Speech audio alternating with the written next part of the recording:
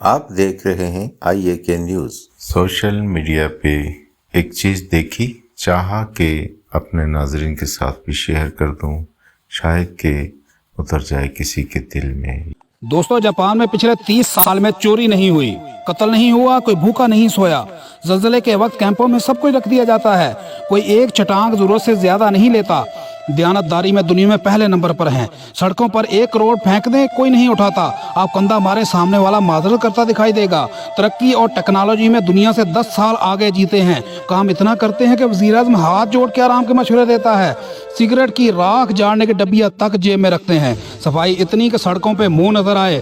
پابندی وقت اتنی کہ 5 منٹ ٹرین لیٹ ہوئی تو پوری کمپنی بند کر دی گئی۔ اخلاق اتنا بلند کہ آپ حیرت سے منہ تکتے رہ جائیں۔ اخلاص، مہمان نوازی اور ثقافت کمال۔ محبت وفا اتنی کہ جاپانی بیوی پوجا کرنے لگ جائے۔ ان کی چاول کی فصل مرغوب غذا ہے۔ ایک دفعہ قحط پڑا تو 30 سال کا ایسا ذخیرہ کر لیا کہ دنیا سے چاول نایاب ہو لیکن وہاں سے ختم نہ ہو۔ 2 نمبری اور بے ایمانی کا تصور محال۔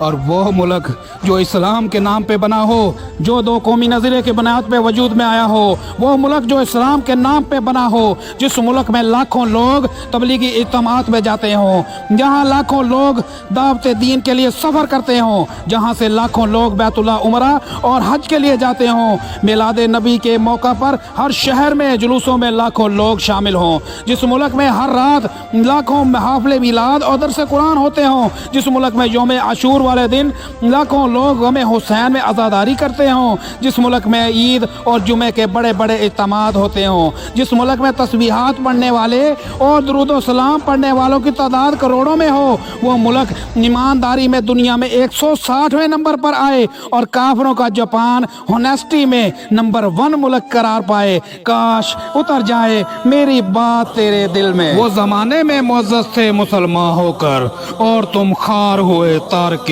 قرآن ہو کر۔ آپ دیکھ رہے ہیں IAK نیوز۔